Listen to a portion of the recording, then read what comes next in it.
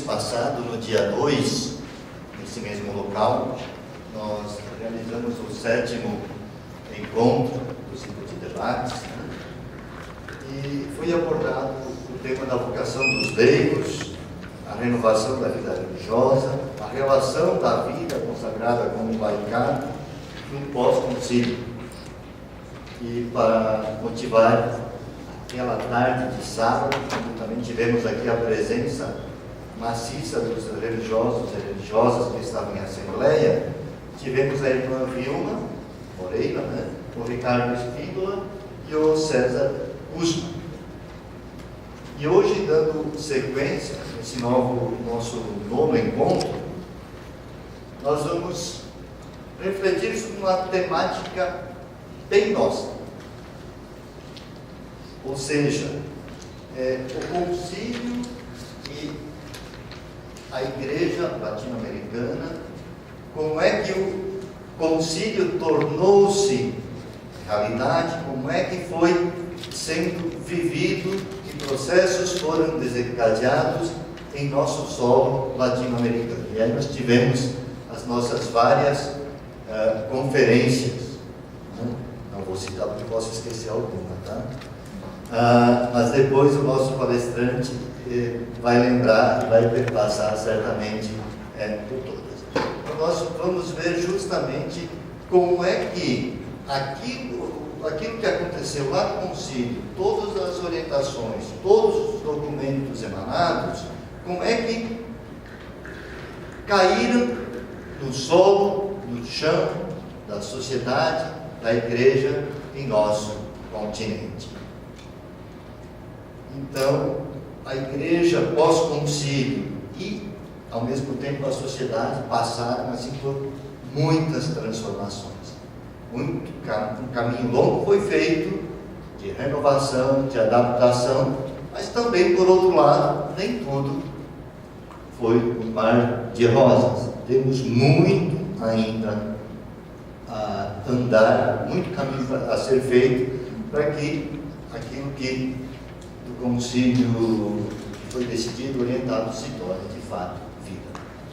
E para ajudar a dialogar a temática de hoje, convido a Agenor Brighenti, professor, escritor, sacerdote, que vai nos ajudar então a motivar o desenvolvimento do tema de hoje.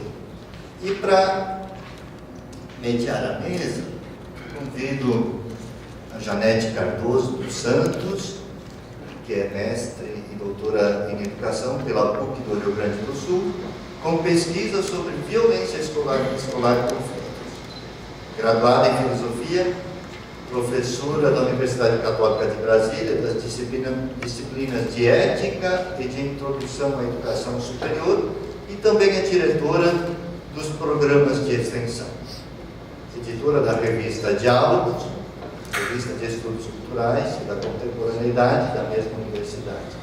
Possui formação em dinâmica de grupos pela Sociedade Brasileira em Dinâmica dos Grupos e presta assessoria nas áreas de educação, formação de professores, acompanhamento pedagógico, resolução não violenta de conflitos e gestão e formação de lideranças. Então eu passo a palavra para a Janete, que vai também apresentar o nosso palestrante e fazer a mediação dos nossos diálogos. Boa tarde. Boa tarde.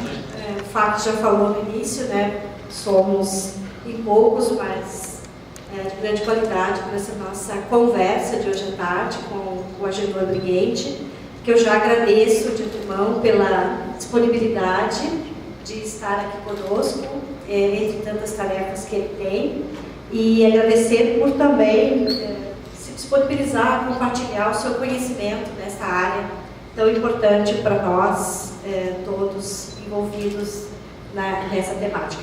Então, muito obrigada, professor, por estar aqui conosco. E vou apresentar um pouco o currículo do Agenor. Ele é doutor em Ciências Teológicas e Religiosas pela Universidade de Louvain, na Bélgica. é professor e pesquisador da PUC de Curitiba, no Paraná, professor visitante na Universidade Pontifícia do México e no Instituto Teológico Pastoral do CELAM, e é presidente do Instituto Nacional de Pastoral da CNBB e membro da equipe de reflexão teológica do CELAM. Então, temos uma pessoa muito renomada e também muito envolvida, né, nas questões pastorais, desde escritura de livros, né, de assessorias. Então, nós vamos estar em boas mãos. Então, professor, você tem mais ou menos um tempo de 40 minutos para você fazer a sua explanação, e os participantes poderão ir formulando questões, observações, enfim, dúvidas que surgirem, e depois a gente tem um tempo para discutir, para responder perguntas, enfim, é um diálogo. Então, fique bem à vontade para fazer a sua explanação, e se quiser eu posso... Não precisamos ser tão rigorosos, né? O senhor faça a sua explanação. Muito obrigado pelo convite, né, por estar aqui, parabenizando os maristas por este evento, e também a vocês, né, pela persistência, já o 8º, né, vocês estão aí, né, presentes nessas tardes de reflexão. Sábado nem sempre, né, é um tempo muito propício, né, para todas as atividades, mas vocês estão aqui, né. Agradeço a atenção e o convite. A temática, não é, que vocês estão refletindo durante todo este ano, vocês sabem, a transcendência da importância, né, do Concílio Vaticano II, os seus 50 anos, né, de abertura, de realização, que vai até 2015, não é?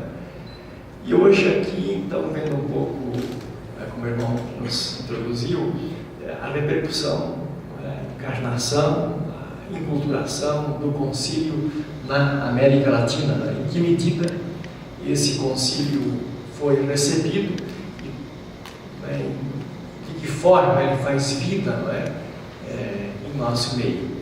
Eu vou usar aqui apenas alguns slides para nos situar um pouco no itinerário, né, da nossa reflexão, que farei assim brevemente, e depois, como a nossa coordenadora da mesa aqui, não é, já anunciou, nós vamos poder depois conversar, não é, mais tranquilamente sobre questões que queiram ampliar, pontualizar ou complementar. A temática, um pouco essa, né, a Igreja na América Latina e a recepção do concílio, que nós entendemos como uma recepção criativa, porque não foi meramente uma implantação, mas foi uma recepção segundo o jeito, a forma, o contexto, não é, que nos caracteriza. Todos vocês sabem, aqui refletiram durante este ano, não é, de que o Concílio Vaticano II não foi recebido assim na Igreja Católica, não é, de maneira muito entusiasta por alguns segmentos. E, inclusive, não é, certos segmentos da Igreja, e até bastante centrais, não é, na Igreja Católica, minimizaram o significado, a importância, a transcendência do concílio. Eu estava relendo um pouco os textos que saíram desse livro, né, que recolhe as conferências deste evento, e aí, não é, o Dom Tomás Balbino faz menção, né, ao Sínodo de 85, foi um sínodo que praticamente se convocou, não é, para, entre aspas, corrigir o Vaticano II, não é? E tanto que é o único sínodo que não tem nenhum documento conclusivo.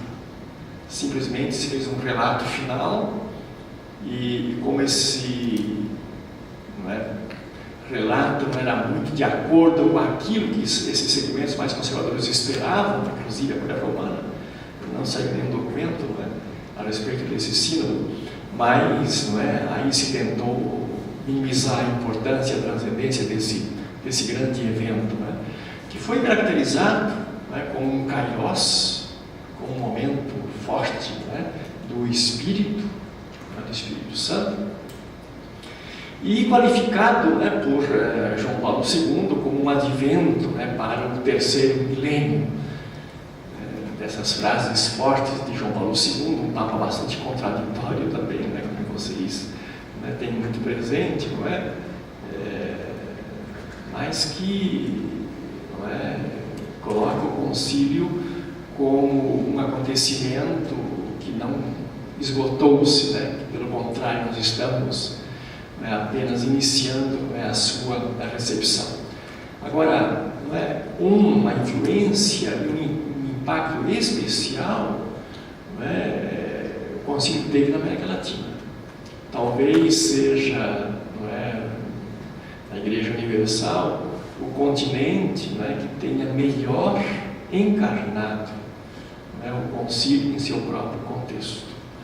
As realizações da nossa Igreja América Latina, né, elas comprovam essa recepção tão forte, né, e tão criativa.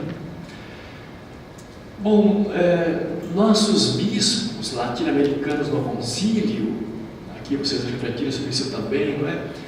Vocês sabem que nossos bispos não estavam assim muito preparados, não é, para fazer o Vaticano II. E como padres conciliares, eles não foram, não é, propriamente pais do concílio, mas sem dúvida os nossos bispos latino-americanos, né, foram seus melhores filhos, os melhores filhos do concílio, porque foram os primeiros, e o primeiro episcopado, né, do mundo a implementá-lo já na primeira hora e de maneira tão peculiar, não é, em suas igrejas locais, não é? E aí, basicamente, dois acontecimentos ajudaram os nossos bispos a implantar, a receber o concílio aqui na América Latina já na primeira hora, né?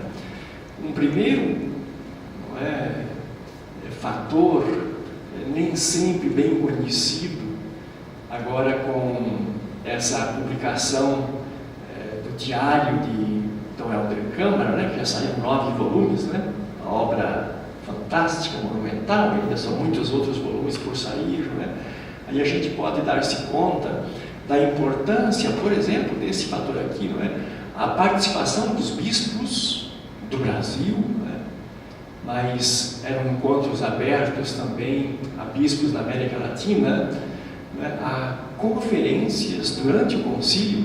O concílio, né, foram durante 4 sessões, né? Então 4 anos, e cada vez, né, se ficava lá 4 meses praticamente, não é?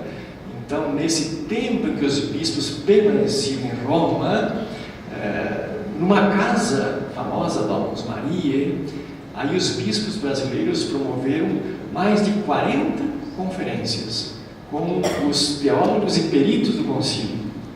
Então, durante o concílio, os nossos bispos, que não estavam assim tão bem, não é, unidos da argumentação, da consciência, das mudanças da igreja que eram necessárias, eles foram se dando conta, aprendendo, refletindo, se sensibilizando, e podemos dizer que os bispos da América Latina saíram do Concílio Vaticano II sintonizados com o seu espírito, né, com as intuições básicas e com os eixos fundamentais do concílio.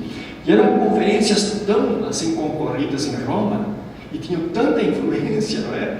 Inclusive sobre as sessões do concílio, que uma vez, numa das sessões do concílio oficiais, não é, o cardeal Ottaviani, né, que é quem coordenava, não é, um pouco a equipe, né, dos moderadores do concílio, ele avisou que essas conferências não faziam parte, não é, do Concílio Vaticano II, que não eram eventos oficiais, né, tamanha era a influência, né, que isso teve sobre o Concílio Vaticano II. E os bispos do Brasil, eles foram mais longe. Os bispos do Brasil aproveitaram esse tempo em Roma, né? E durante o concílio eles foram elaborando um plano de pastoral para implantar o concílio no Brasil. No começo do concílio, né, eles publicaram o plano de emergência, e quando acabou o concílio, eles já saíram, né, com o plano de pastoral de conjunto. Né? O Raimundo Caramuru, que mora aqui em Brasília, foi uma das pessoas que trabalhava na CDB na ocasião, né? E foi um pouco o articulador, né? De todas essas forças que redundaram nesse importante plano de pastoral. Agora, o fator principal, não é, que ajudou nossos bispos, a nossa igreja a receber o concílio, foi a Conferência de Medellín. A Conferência de Medellín, veja, o concílio terminou em 65, em 1968, né? Então 2 anos e pouquinho depois, né, realizou-se, né, a segunda conferência, né, geral dos bispos da América Latina. A primeira tinha sido em 55 aqui no Rio de Janeiro, e a segunda, né, em 68, com a presença de Paulo VI, não é, na Colômbia. Para esta conferência, não é, aí eu coloco o Dom Manuel Larraín, esse importante bispo, né, de Talca, no Chile, que era muito amigo, e vice-versa, então é o de Câmara e de Paulo VI, os três, né? Inclusive a encíclica Popular Progressio, né, que foi publicado logo depois do concílio, em 67, não é?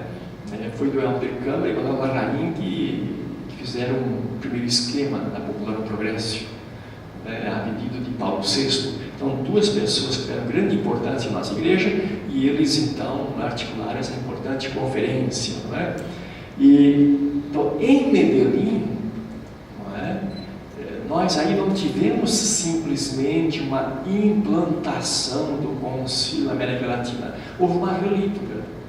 João Sobrino, né, esse teólogo espanhol de El Salvador, não é, fala, não é, que em Medellín, não é, houve uma recepção criativa, no sentido que se recebe o concílio, mas se recria o concílio, não é, em nosso contexto. Não é simplesmente uma transplantação, não é, é uma encarnação.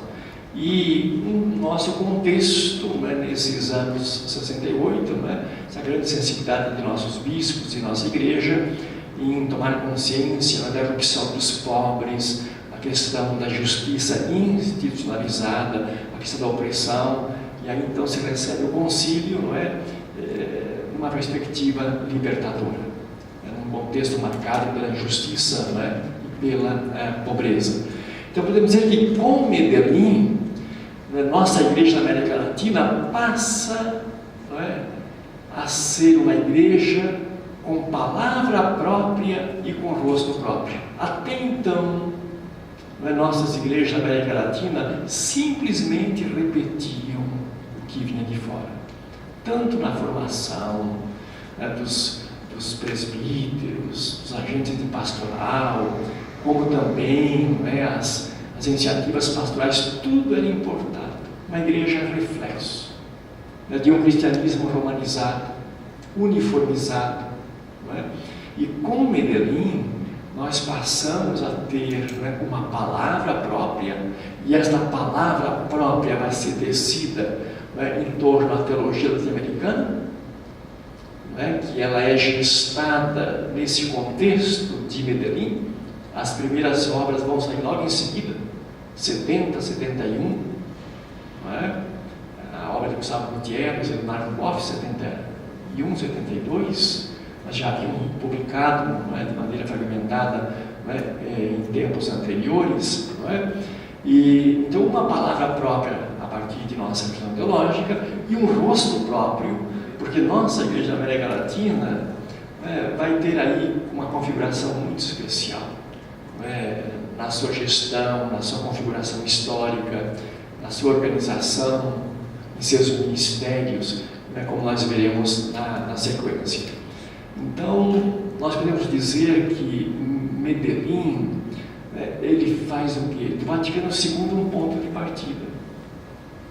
Paulo VI, quando terminou o concílio, disse: um concílio não é um ponto simplesmente de chegada. Ele quer ser, sobretudo, um ponto de partida. E a Igreja América Latina fez do concílio, mais que tudo, um ponto de partida. Depois ele passou a ser um difícil ponto de chegada, como é hoje ainda, né? Mas na América Latina o concílio foi, né, um ponto de partida, como havia recomendado, né, Paulo VI. Né? Bom, essa recepção criativa essa maneira, né, de encarnar aqui as intuições do concílio, que nada mais foi do que volta às fontes bíblicas e patrísticas. O concílio não criou nada de especial. O concílio, né, resgatou as fontes bíblicas e patrísticas que a igreja havia perdido.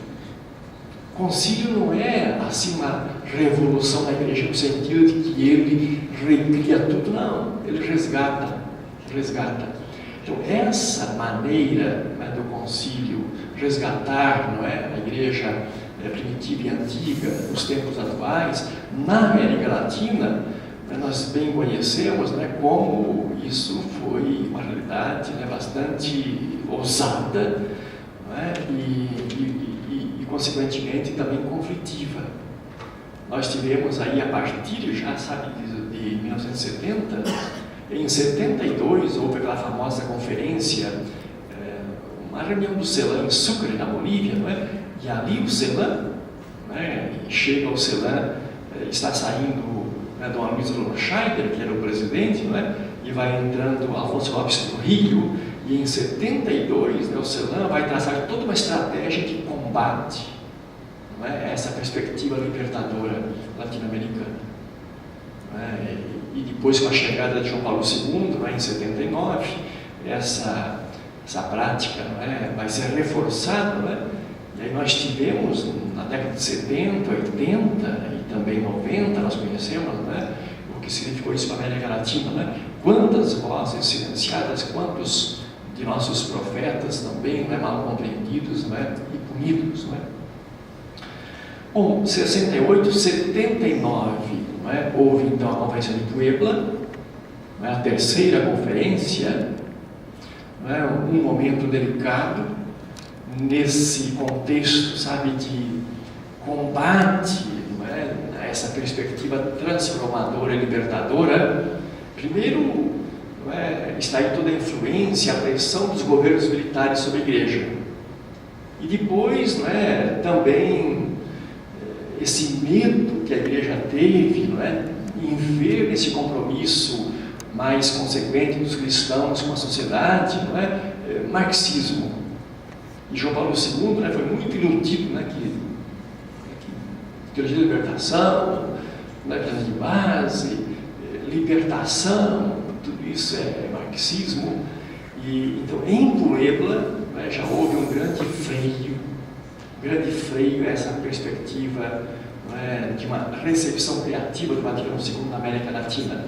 E Santo Domingo, realizado em 92, por ocasião dos 500 anos da Igreja da América Latina, aí praticamente foi o estancamento dessa chamada tradição libertadora latino-americana. Santo Domingo, bom, Puebla foi uma conferência conflitiva, né?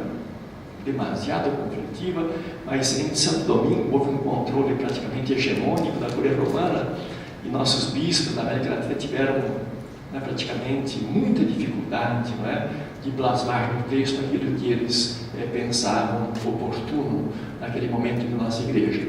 E aí seria preciso esperar, não é, até 2007, não é, veja aí, quase praticamente 15 anos, não é, para que Aparecida pudesse então resgatar o Concílio Vaticano II, e aí, na perspectiva de Medellín, continuar essa tradição transformadora que nos caracteriza. E aí nós temos nesta foto aí, né, o cardeal Bergoglio, né, que presidiu a comissão de redação do documento de Aparecida, ao lado do Cláudio Umas, né. São duas pessoas que aí em Aparecida tiveram uma importância grande, né? E até, assim, por ironia da história, né, é muito interessante constatar, né, que esse documento, sabe, que saiu de Aparecida, documento original, né, que depois os presidentes, né, levaram ao Papa Bento XVI para ser aprovado, né? Bento XVI, não, é um documento do magistério norte-americano, não cabe a mim como Papa aprovar, mas já que vocês estão aqui, eu vou autorizar a publicação. Me autorizam. Só que quando se foi ler o documento, já não era o mesmo, né? né? Havia 250 mudanças no documento, né? E foi a Igreja Romana, né, que fez isso, né? Eu gostaria de saber como é que estão se sentindo agora, né? Não é? E eles corrigiram o Papa. Claro, eles sempre faziam isso, né? Eles sempre fizeram isso. A Igreja Romana sempre fez isso. Não é? Bom, então entre Puebla, né, e Aparecida. Queria ver a cara do outro Rio, se tivesse vindo. Também, né? Realmente, né, que é uma das pessoas que mais, evidentemente, influenciou, né, nessa perspectiva lá, né? Então, não é, vocês conhecem um pouco a nossa história recente da Igreja, né? Durante o pontificado de João Paulo II, e Bento XVI, né, são 250 os teólogos que foram punidos, né, que deram processo, né, e bispos também, né? Então, para vocês perceberem a dificuldade que se teve na Igreja, né, para levar adiante o Concílio Vaticano II. Não simplesmente na Igreja Católica houve assim, conflito de interpretação do concílio, houve, né, e há segmentos da Igreja, né, que tem uma posição contrária ao Concílio Vaticano II, dentro da própria Igreja. Não é? Então nós passamos por um momento, foram décadas, né, de involução eclesial, de inverno eclesial, de noite escura, não é? E aí Aparecida foi esse renascer da esperança, e a eleição do novo Papa, eu acho que acena, né, para uma possível primavera da Igreja, depois desse longo inverno, assim nós o esperamos.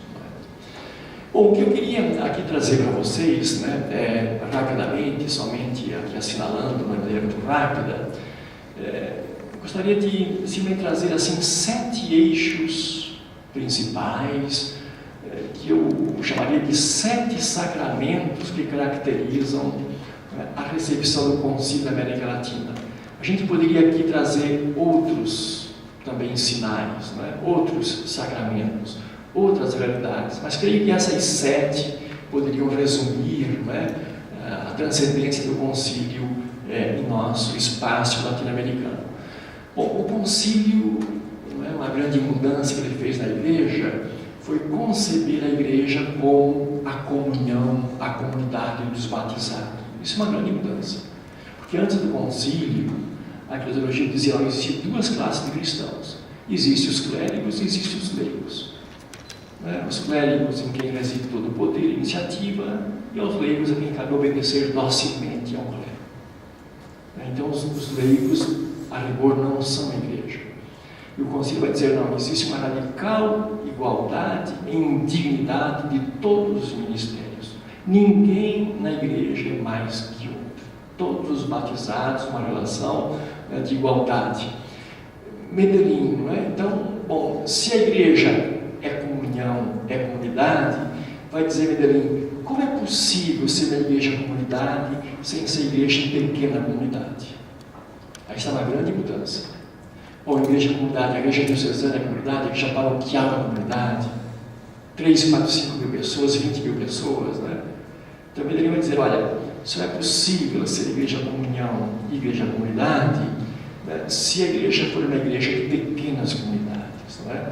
E aí Medellín vai falar, né, das comunidades eclesiais de base como a célula inicial da estruturação eclesial. Uma definição, né, que teologicamente, eclesiologicamente, ela é muito bem, articulada e diz, né, da importância das pequenas comunidades. Não é? Se falou, João Paulo II utilizou 2 vezes, Bento XVI uma vez, erroneamente, não é? A família e a igreja doméstica. A igreja doméstica nunca foi a família. Teologicamente, pastoralmente, não é? Na história da igreja doméstica não é comunidade de família. A Domus Ecclesiae, a igreja de casa. Não é? E essas pequenas comunidades são a célula inicial da estruturação eclesial, porque a igreja depois acontece na igreja local, na igreja particular. Na igreja particular. Na igreja particular, na igreja local, né, não é parcela da igreja, é porção. É uma igreja completa. na comunhão das igrejas. E dentro dessa igreja local, então, pequenas comunidades. Como elas se agrupam em paróquias, em regiões, em setores, em comarcas, o nome não importa, né? Mas o que é fundamental, né, vai dizer Medellín, né, que nós não somos igreja se não formos igreja, né, de pequena comunidade. Né?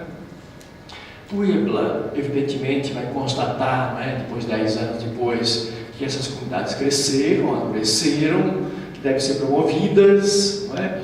Mas aí já vem o freio, né? O medo das comunidades eclesiais de base. Né? Então diz aí o texto, olha, muitas delas, não é? Elas vão perdendo o sentido eclesial. Não é? Vocês conhecem todo o conflito que houve, não é? Na igreja tradicional, clerical e as pequenas comunidades de base. E desse conflito, praticamente, a tendência foi qual? Satanizar as SEBs. As SEBs foram satanizadas, proscritas, literalmente. Não é? Muitas vezes pelo próprio magistério. Não é? Santo Domingo vai dizer que ela é um sinal de vitalidade na igreja, mas não é, vai advertir, aí vejo um pouco na linha do estancamento, né, que muitas comunidades não têm fundamentação eclesiológica, vai dizer Santo Domingo, e inclusive são vítimas de manipulação ideológica e política. Que existe uma outra comunidade aqui acolá que tenha sofrido isso, é evidente, a igreja não é perfeita, muito menos as SEBs, né? Mas dizer que as SEBs, gente, isso é uma grande calúnia, né? De gente que não conheceu e não conviveu, né, com essas comunidades, né? Aparecida vai retomar com força as comunidades de base, tanto que é o texto mais corrigido pelos censores, é o texto das SEBs, não é? Mas vai dizer, não é, com Medellín, de que é a célula inicial da estruturação eclesial e que elas, não é, entre outros, não é, além desse potencial evangelizador, elas são expressão visível da opção preferencial pelos pobres. Porque não é simplesmente uma igreja para os pobres, né? É uma igreja presente no meio dos pobres. Uma igreja constituída por esses segmentos excluídos da sociedade e muitas vezes também da igreja. O segundo sacramento, lá, a recepção do concílio na América Latina, vai dizer o concílio, se a igreja é formada por todos os batizados, então o sujeito eclesial, quem é a igreja? A igreja somos todos nós, vai dizer o concílio, todos nós os batizados, não é? E vai superar, teologicamente, na prática, não é? Como isso é difícil, não é? Esse binômio clero-leigos.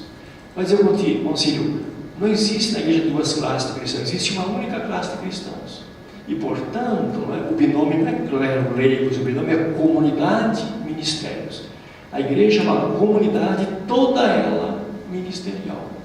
E os ministérios todos têm uma igualdade, e indignidade. Não existe ministério acima ou abaixo. Todos numa relação de serviço e, portanto, de horizontalidade.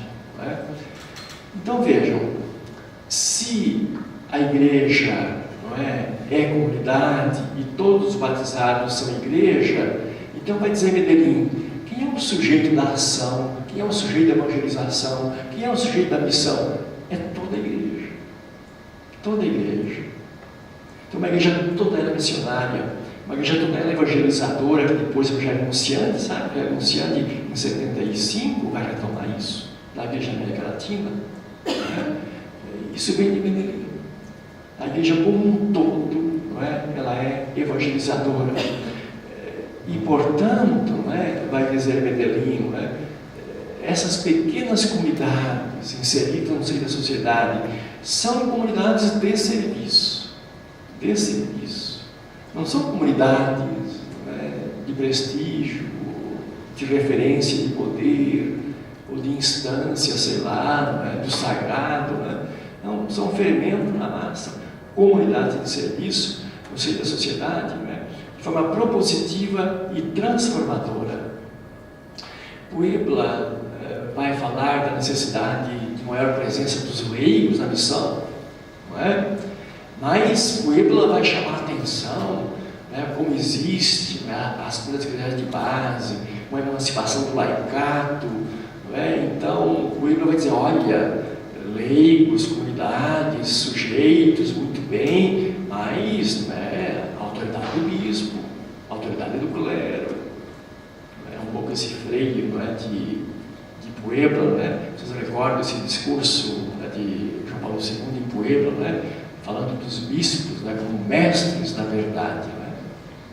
Esse Papa já atualizou isso, né, dizendo que se os bispos se têm como mestres da verdade, eles acabam sendo controladores, não é, da verdade e das pessoas da igreja, né? Francisco fala dos bispos como servidores da verdade, diferente do que mestres da verdade. Claro, mestres também, mas primeiro o servidor para poder ser mestre, né? Porque só é mestre que dá testemunho, como disse Paulo VI, Evangelho anunciante. Não é? Em Santo Domingo, não é? Se vai falar dos leigos como protagonistas da evangelização, um termo forte, na perspectiva de acentuar, não é, uma igreja toda ela sujeito da evangelização, não é, mas vai dizer, olha, esse conflito entre clero e leigos, claro que, né, como vamos sair de uma igreja clerical, né, de um dia para outro, isso tudo é algo conflituoso, né? Então vai dizer, não é, Santo Domingo, tudo bem, não é, clero, leigos, mas vejam ali a importância, né, da comunhão, né, com os bispos e os bispos com o Papa, sempre acentuando essa parte mais, né, de comunhão com a hierarquia. Aliás, né, esses segmentos mais conservadores, tradicionalistas, leem a igreja comunhão não como comunhão na horizontalidade, comunhão na vertical. Igreja comunhão com o bispo, bispo com o Papa. Não é? Quando a comunhão é a comunhão de todos os cristãos entre si, incluindo o Papa, bispo, evidentemente, não é? E com toda a humanidade. Os cristãos com toda a humanidade. Não é uma comunhão que se esgota nem com a hierarquia, nem só dentro da igreja. Não é? E a Aparecida então vai falar, não é, de comunidades, né, dessas pequenas comunidades da igreja, cada comunidade ser um poderoso centro irradiador da vida em Cristo. Então a Aparecida vai retomar, não é, que o sujeito da missão, não é a igreja, é cada comunidade, e cada comunidade é como um centro irradiador, não é, desta vida de Cristo. Então, comunidades evangelizadoras, né, para uma igreja toda ela não é missionária. Terceiro sacramento da recepção do Concílio da América Latina. João 23 vai falar na convocação do concílio, né, de uma igreja dos pobres para ser a igreja de todos. Como é que a igreja vai ser a igreja de todos, né, se ela não inclui os pobres?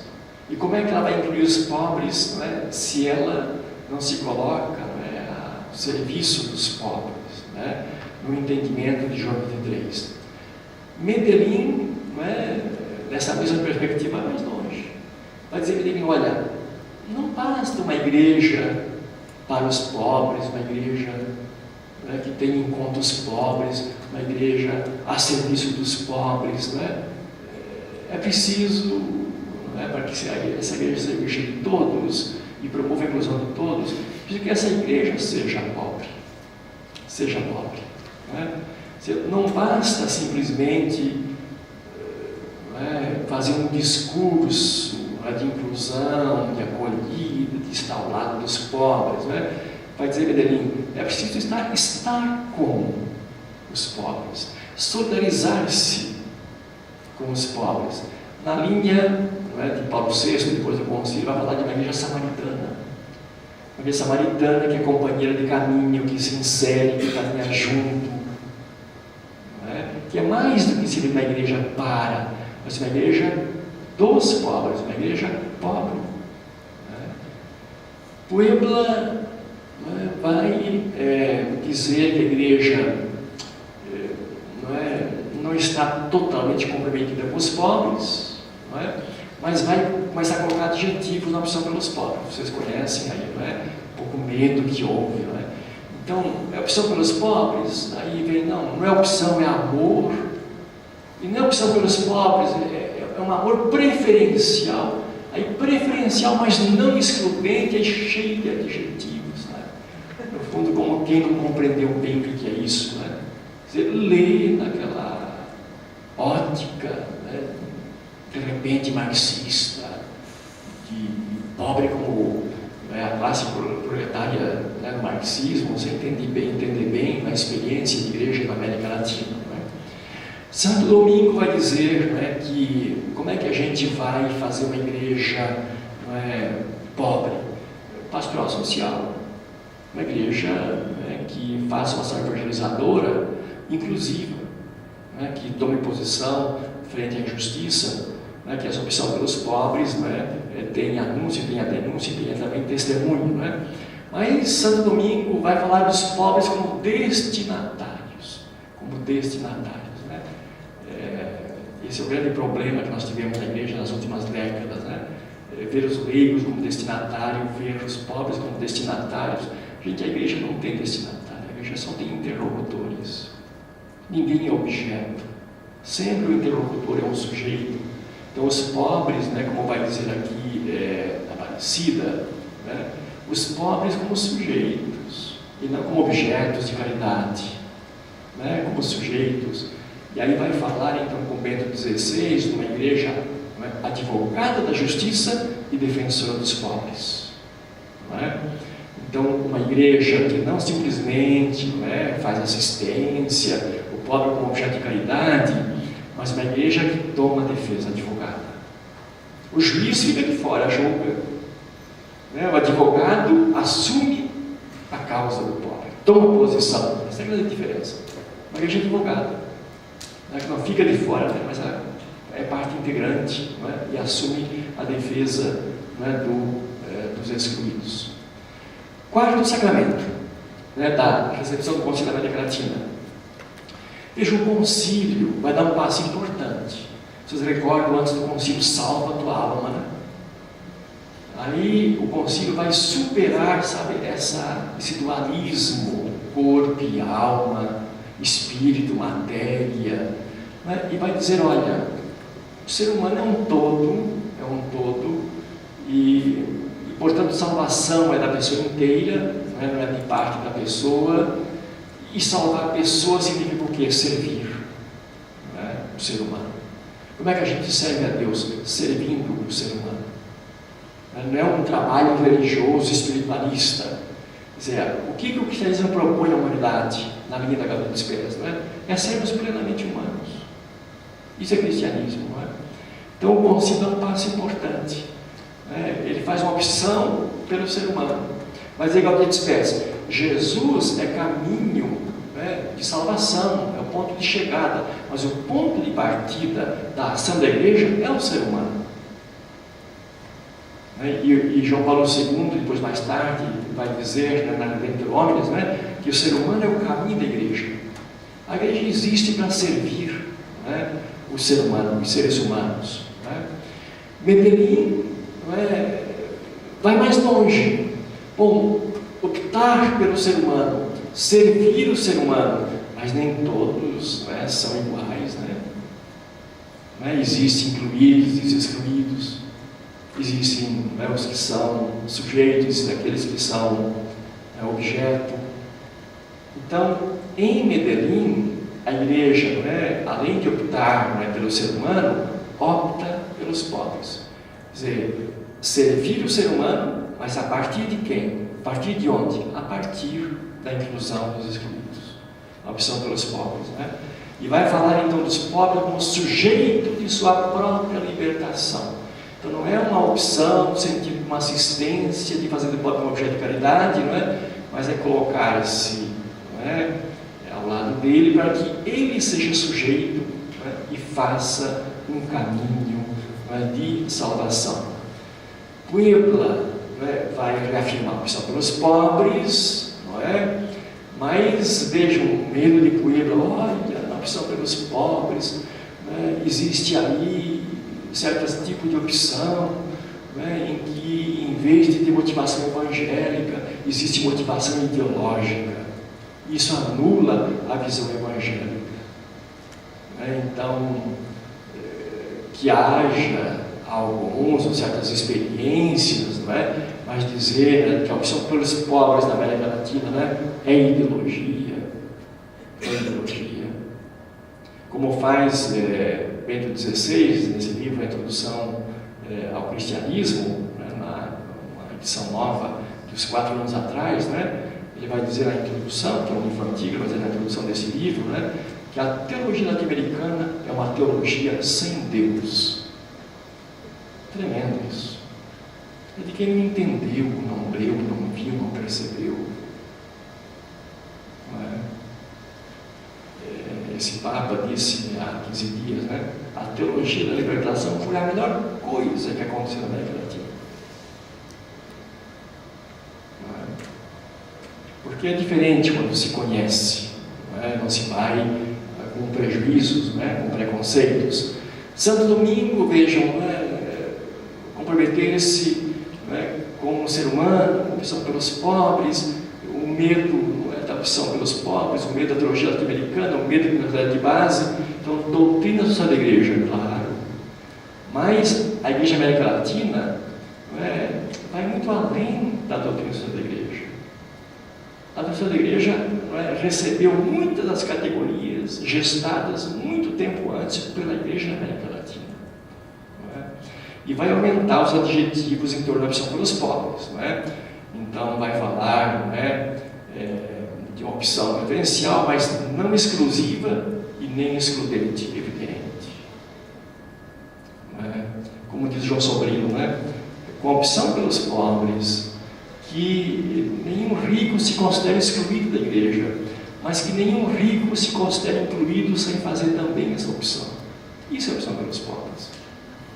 É uma opção contra a pobreza, para incluir a todos. Mas se existem excluídos, é porque existe gente excluindo. Não é? Isso não pode ser perdido de vista.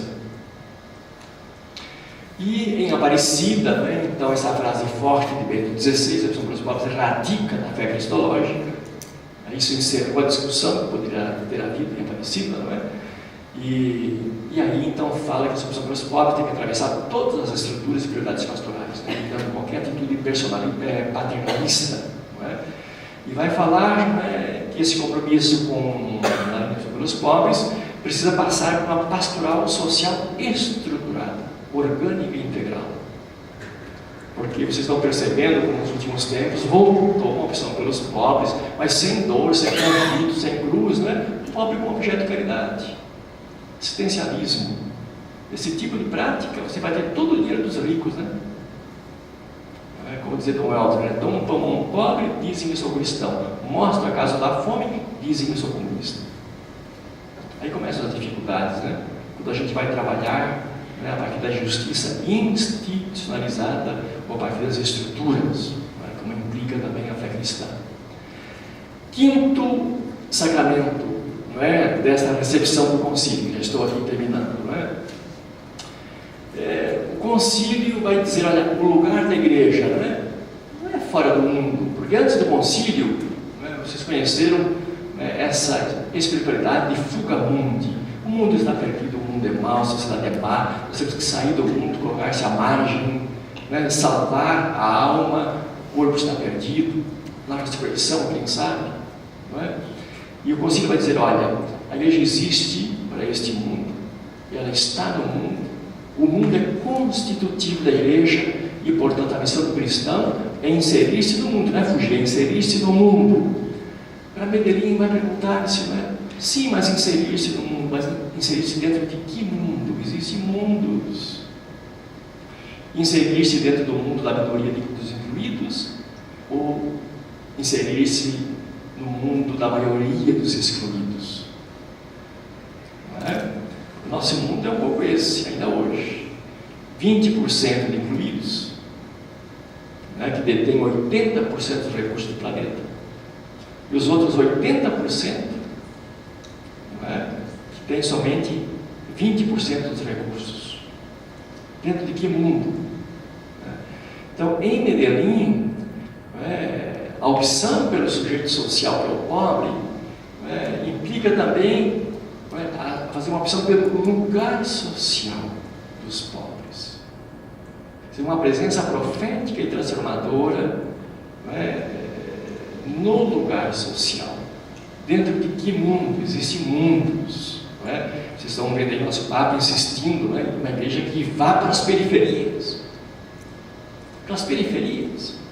E não fique nos centros dos incluídos, mas ir para as periferias, né, dos excluídos. Não é? Puebla, não é, então, vai dizer, né, de que essa inserção no mundo, esse tomar posição, é importante, é fundamental, temos que ser voz daqueles que não têm voz, mas a tendência de Puebla é espiritualizar o compromisso com os pobres. Não é? Fala mais de uma igreja, não tanto pobre no meio dos pobres, mas uma igreja que seja a voz dos pobres. Bom, ser voz dos pobres na distância até que é tão complicado, né? A dificuldade é ser voz, né, no meio, né, e junto a eles, né? Santo Domingo, vejam, nesta linha também, né, de dificuldade de ir nessa perspectiva transformadora e libertadora, vai falar, né, trabalhar com os pobres, sim, mas ajudando as instituições que cuidam deles. Vejam essa visão bastante paternalista, assistencialista, não é? E, inclusive, vocês recordam, esse 275 é um número horrível, não é? Diante de tantas grandes religiosas que haviam deixado suas grandes obras, e tinham ido para as periferias, assumido um trabalho, não é? Junto aos pobres, não é? Santo Domingo faz um apelo para que essas comunidades voltem, não é? Deixem as periferias, venham de volta para os colégios, para as escolas, não é? E trabalhem com os pobres a partir delas. Não é? E muitas fizeram isso. Muitas fizeram isso. E a gente sabe, né, a grande dificuldade que é trabalhar com colégio, com escola hoje em dia, hein? Como a educação não é paga, né, pelo poder público, e os alunos têm que financiar a educação, com quem que a gente trabalha? Em escola, hoje em dia. Tremendo isso, hein? E muitas deixaram esses espaços. Parecido vai falar, né, de que a opção pelo sujeito social do pobre e pelo seu lugar social, né, tem que levar os cristãos a ser agentes, né, da criação de estruturas que consolidem a ordem social, econômica, política, inclusive de todos. Né? Então não é simplesmente fazer assistência, né? Temos que criar estruturas de uma sociedade inclusiva de todos. E vai falar, não é, Aparecida, da necessidade, não é, de nós, os cristãos, nos envolvermos com as grandes questões da justiça, inclusive em nível internacional.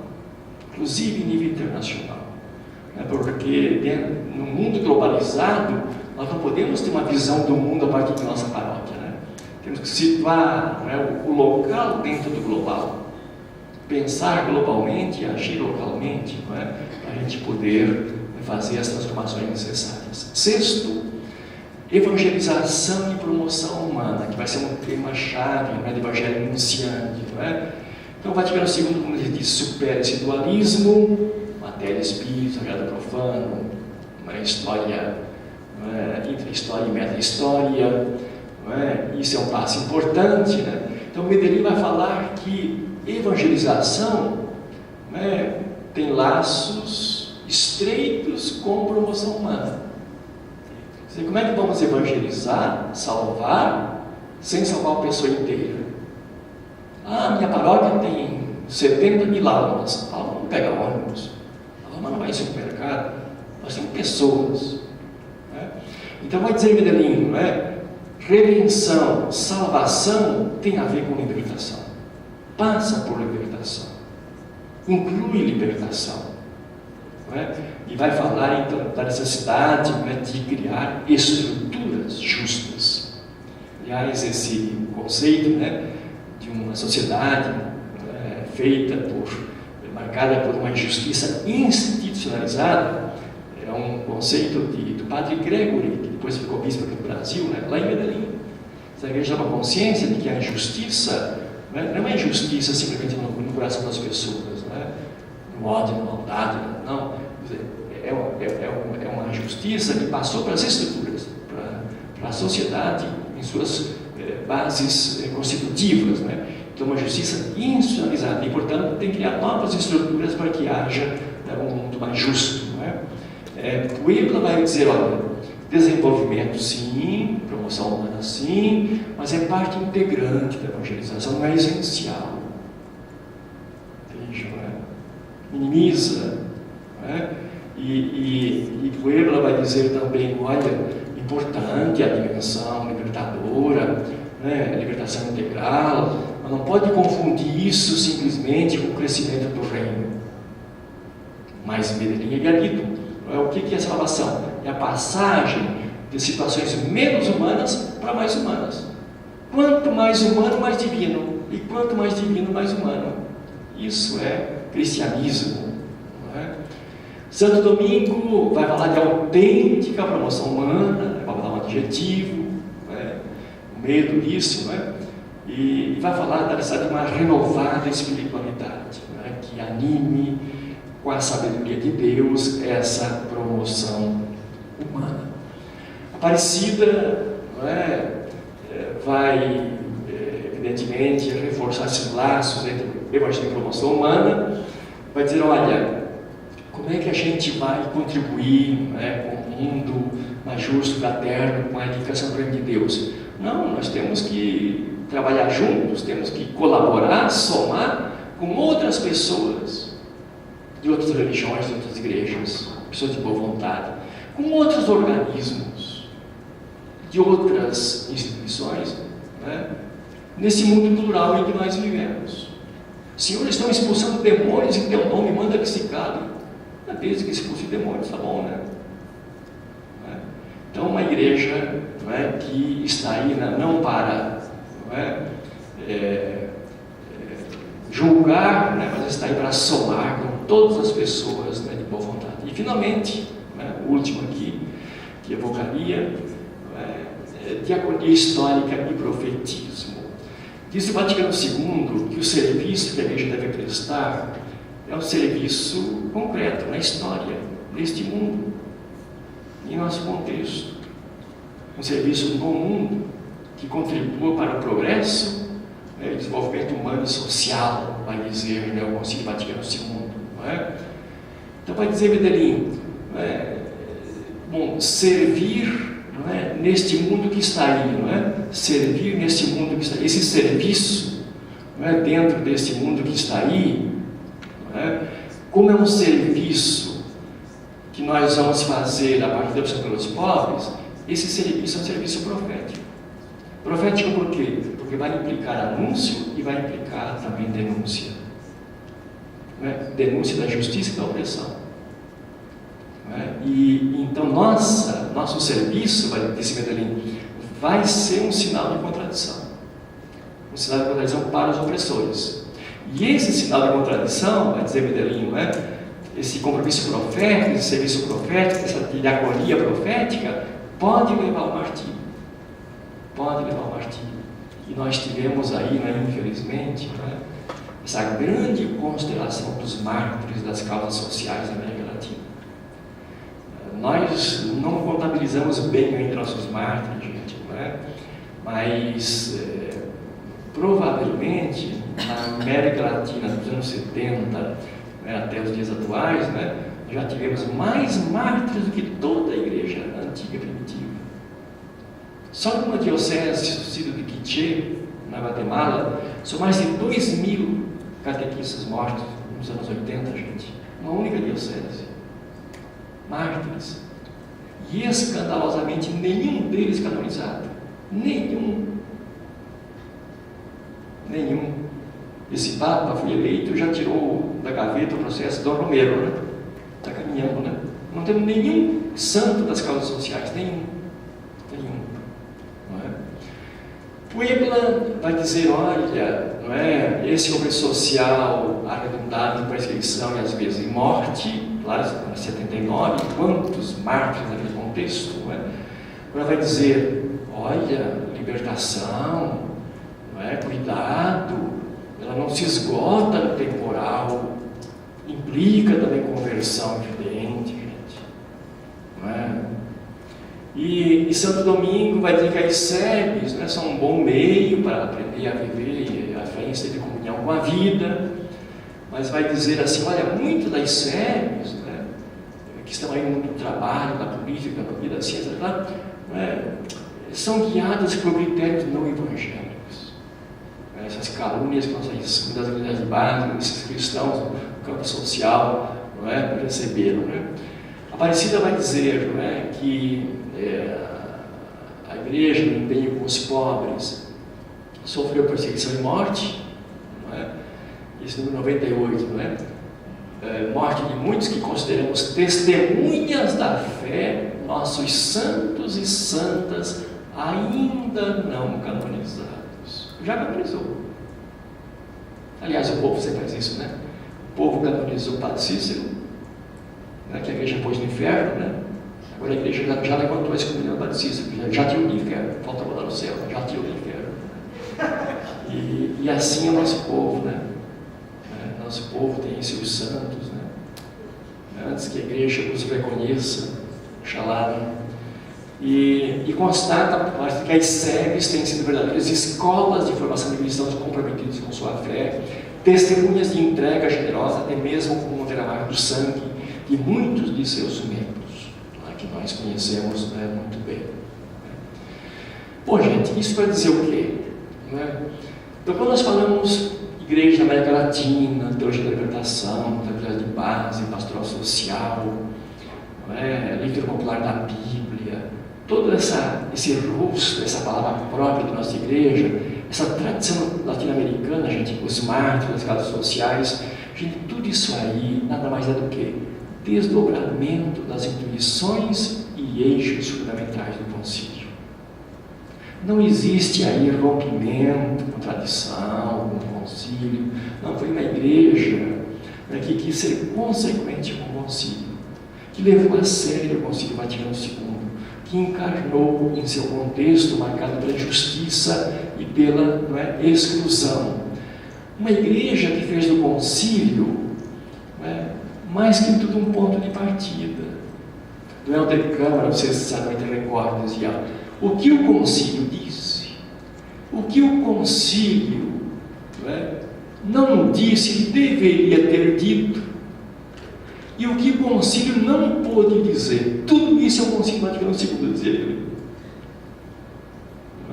Então, na América Latina, aquilo que o concílio deveria ter dito e não disse, ou não pôde dizer, na América Latina, nossos bispos, presbíteros, religiosos, leigos e leigas, jovens, nossos mártires, tiveram a ousadia, não só de dizer, mas de encarnar isso em processos pastorais, que nós conhecemos muito bem. E a nossa própria teologia latino-americana, proscrita, mal vista, punida, caluniada, nada mais é do que uma teologia que inclui, na teologia em geral, a opção pelos pobres e a categoria libertação, que relê a globalidade da revelação na ótica dos pobres. E as teses da nossa teologia latino-americana, em grande medida, já foram recebidas pelo próprio magistério. E não deixa de ser alentador, aqueles dias passados, o pai da teologia americana, que também foi colocado no purgatório por décadas, teve um encontro com o Papa, Gustavo Gutierrez, e o livro que ele publicou, veja nada menos, de que o presidente da Congregação para a Doutrina da Fé, Gerard Miller, esse bispo, que são amigos, publicou um livro sobre teologia da libertação, os dois, imagina. E esse livro vai ser publicado aqui no Brasil, as Paulinas vão publicar, até as irmãs me convidaram para fazer a apresentação desse livro, vai sair logo, Então vejam, e esse Papa que disse há 15 dias, A teologia da libertação foi a melhor coisa que aconteceu na América Latina, mas que aqui, na Curia Romana, disse, olha, palavras fortes, né? Propositadamente e maldosamente foi classificada, não é, como ideologia. Corajoso, né? E o velhinho ali do lado, né? Eu acho que são palavras fortes, não é? Então vejam, a Aparecida, em grande medida, fez o quê? Resgatou, não é? E reimpulsionou o concílio que estava mais ou menos adormecido, esquecido, perdido, não é? E este concílio, não é? Que essa tradição americana é desdobramento, é continuidade, não é? Então, se nós quisermos manter viva a tradição norte-americana, né, o que é preciso? Veja aí, aparecendo o número 100, H, né? Coragem, é preciso de coragem, persistência e docilidade à graça de prosseguir na renovação iniciada pelo Concílio Vaticano II. Vai desaparecido, né? Olha, está faltando audácia, coragem, persistência para levar adiante a renovação do concílio. Está faltando, não é? E por primeira vez, né, em nossa igreja, nós temos um Papa que cita os documentos da América Latina. Nunca um Papa citou Medellín, Puebla, Santo Domingo, sabe? E esse Papa, não é porque também, não é, foi o redator, né, do documento, né? Mas sabe que não existia ainda a documento Aparecida traduzido em outros idiomas? Agora já está em italiano, francês, inglês, alemão. Já traduzido o documento Aparecida. E não é que seja um documento, assim, sabe? Não é?